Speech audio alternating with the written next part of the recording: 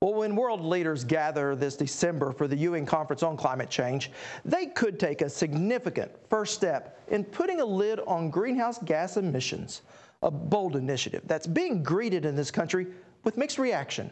As we found out, Oklahoma's two largest industries are wary of any climate change agreement that they believe would put big oil and big ag on a ruinous course. Located on the outskirts of Enid, Koch Industries' nitrogen plant employs more than 100 people and provides nitrogen fertilizer for farmers around the nation. We're at a very important juncture right now for agriculture, for agribusiness, for the future of this great nation. Oklahoma Representative Frank Lucas is the ranking Republican member on the House Ag Committee and was one of a long line of Oklahomans upset over the impact proposed climate change legislation could have on farming in the state. It's going to affect farmers and ranchers, it's going to affect agribusiness in general, and it's going to affect the food industry. Called cap and trade, the legislation narrowly passed the House of Representatives this summer.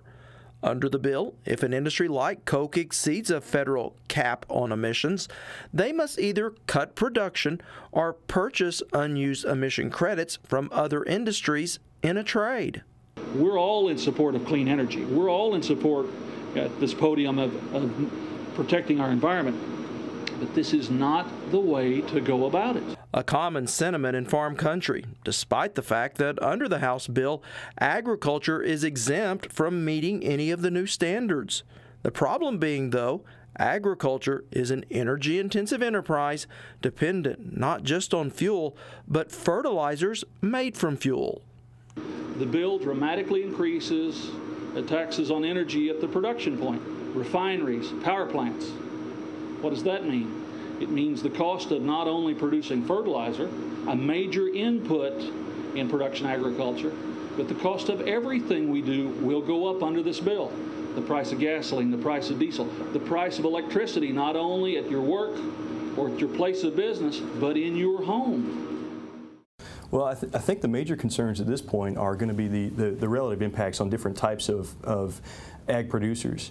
What a lot of people, I think at this point in the conversation are maybe having a little bit of trouble with understanding is the difference between cap and trade, which a lot of people call cap and tax, and what we would have under an EPA regime, which is called command and control. Damian Adams is a public policy specialist for Oklahoma State University. We almost need to hit the reset button a little bit in the way we look at this. The EPA, as of 2007, with the Massachusetts versus EPA Supreme Court ruling, was given the authority to regulate greenhouse gas emissions under current law, which means that they can turn to the Clean Air Act and to a lesser extent the Clean Water Act to regulate greenhouse gas emissions. So that lit the fuse, and we're already going to have a cap on greenhouse gas emissions. And now the conversation has really shifted to do we have a soft landing or not? Adams says while agriculture groups are fighting cap and trade provisions, they may in fact be going against their very own best interest. That's because climate change legislation is not an all or nothing proposition. If Congress does nothing, the EPA will. If we didn't have a climate change bill that eventually gets signed into law, the EPA would regulate potentially not just the big emitters that we think about, like the coal power plants, but also, agricultural operations, potentially not just large ag operations, but also small ag operations. In fact, the EPA is currently collecting data on about 13,000 of the largest greenhouse gas emitters in the country, some of them agricultural. Basically what it comes down to is that you can't compare where we're going to be under cap and trade to where we are now, 2009, because remember, the EPA has already lit that fuse. And sometime soon, I'm not sure if it's going to be next year or the year after, they're going to be done collecting their data and figuring out exactly how they're going to apply that cap.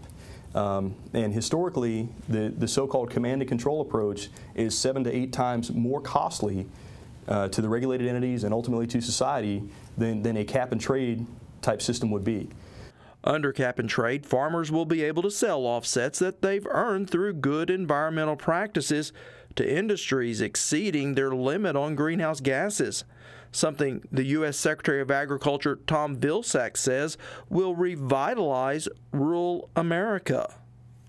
We also have done an evaluation at USDA about the positive benefits and the negatives of climate change for farmers and ranchers in this country, and our conclusion was that it is indeed a net winner for farmers and ranchers because they can structure the way they use their land, the way they apply fertilizer, when they apply fertilizer, how they raise livestock, how they capture methane, for example, how they feed their livestock to reduce methane. All of those things and many, many more will qualify for offsets, allowing farmers to generate more revenue, which will help the bottom line and help them sustain rural communities.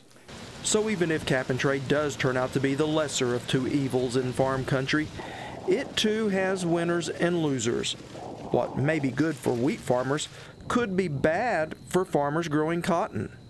I don't know that we'll be able to store as much carbon in the soils as per se the upper Midwest, where they get a lot more rainfall. They can grow crops that have a lot more root mass. So I think we're going to be in the short end of the stick there. Matt Muller raises cotton just outside of Altus.